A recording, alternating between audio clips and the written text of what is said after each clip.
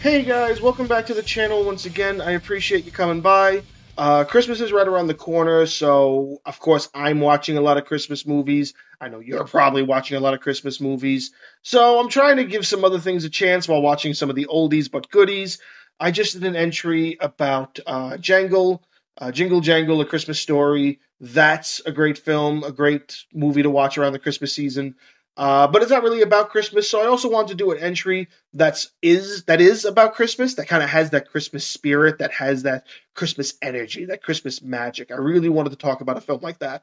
But, all these films they're already been spoken about a dozen times. Like how many more times can you hear something about Elf? How many times can you hear something else about A Christmas Story, about Home Alone, about any of these movies that you know are Christmas movies? Like they've been talked about up and down. I don't hear much about this film, so that's why I wanted to talk about it. And this is The Christmas Chronicles. Now, it's 2 years old, granted, but they just came out with a sequel, which is what brought it to my attention. It's a Netflix original, and the weird thing is, and maybe it's just weird to me, you know, if it's not weird to you, then by all means it doesn't have to be. But I just want to bring to note that it's Kurt Russell as Santa Claus. And that just kind of shows like it's upsetting because it's telling me that he's getting older, so he's kind of fit into that role in a way. But Kurt Russell, he's like an action icon from the 80s and the 90s. Like there are so many good movies that Kurt Russell has been in, and I was so drawn back from watching this because I couldn't see him be Santa Claus. Now, we're trying to give some other movies a chance. I finally sat down and gave this a chance. Again, it came out 2 years ago. It's a 2018 film. This is recorded in 2020, so it's already 2 years old. But the sequel did come out this year. I haven't seen that one yet, but I did just watch this one. And yes, it's good. It's so crazy for me to say that Kurt Russell as Santa Claus works. I don't get how it works. I'm still kind of confused how I enjoyed this film as much as I did. And I enjoyed it for what it was. It's a Christmas movie. It's supposed to be a Christmas movie. It's supposed to be fun. It's supposed to be magical. It's supposed to be whimsical, I guess you could say. It's meant to have this kind of portrayal that like almost anything can happen on Christmas. And maybe you can say the story is a give or take, whether or not somebody would actually do that or whatever. But, the premise of the story, of course, revolves around a brother and sister. The brother's older, sister's younger. The sister is still trying to have this Christmas spirit. The brother's getting older and he doesn't care anymore. There's some underlining things, but I don't want to get too much into it in case you do watch it. I don't want it to ruin too much for you because there is a very underlining story behind them as well. But you can watch the film for that. So on Christmas this one year, she's like, we have to catch Santa Claus on tape or whatever. So they set up traps to try to catch him. Well, not really catch him like this isn't like Predator or anything like that. So they're not trying to nab Santa Claus. They want to catch him in the act. So they put like flour by the fireplace. They set up a string, fish wire to some bells, and they have a camera.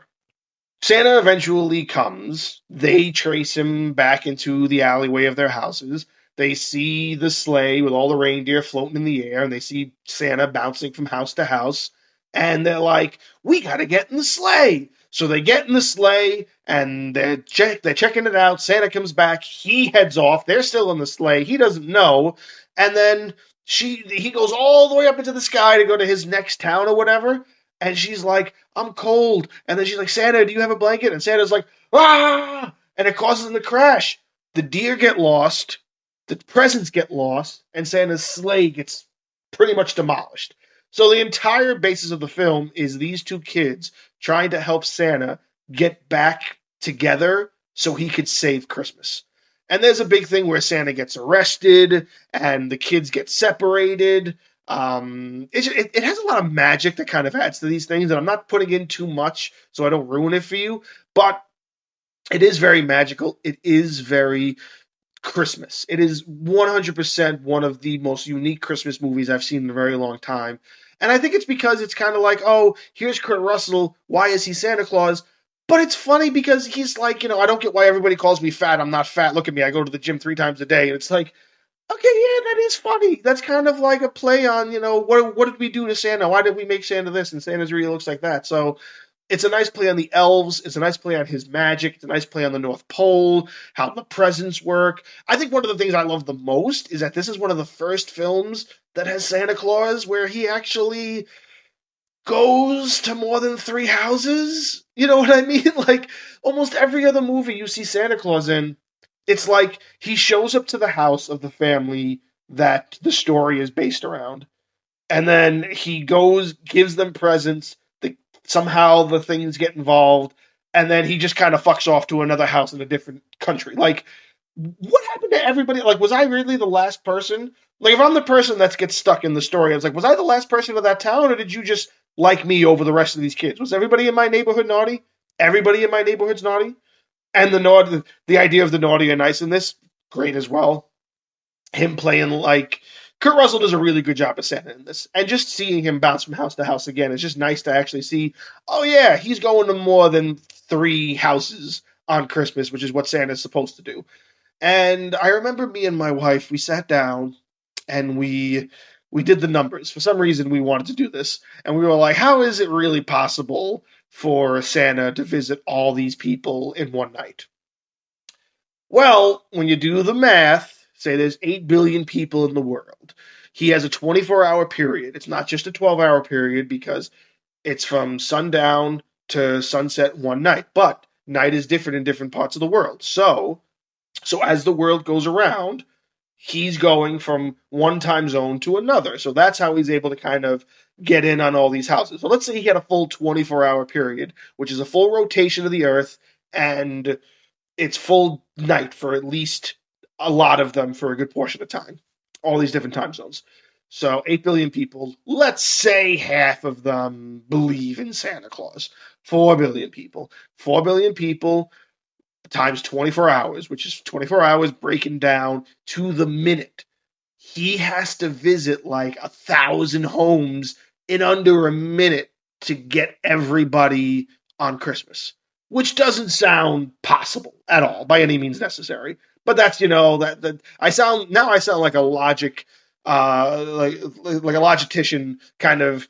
I don't even know if logician's a freaking word, but I kind of sound like one of these people, like, oh, it doesn't, the glasses, and they push up their glasses. Oh, you see, the math doesn't make sense there. It's just not theoretically possible. But what I do like about the movie too is it does touch on that, because you think about that, and that is a big question. So it kind of touches on how he's able to travel that fast, and how he's able to almost bend time to his will, and how time is different for Santa, and how he's able to get these things done in the fraction of a second. So the magic that relates to it is also very unique, and I think it makes it even a better film. And it's definitely worth watching. If you're looking for a really good Christmas movie that you weren't thinking about giving a chance, I wasn't going to give Christmas Chronicles a chance ever. And I finally did, and I'm happy I did. I haven't watched the second one yet. If you would like to watch the second one, they're both on Netflix. They're Netflix originals. I would suggest at least giving the first one a shot, because the first one's a really, really good story, and it's really, really good for this time of year. It's a really good Christmas movie if you're looking for a new Christmas movie that isn't like all the others. So give this one a shot if you haven't. But Merry Christmas, everybody. I appreciate all of you, and hopefully I'll see you back for the next one.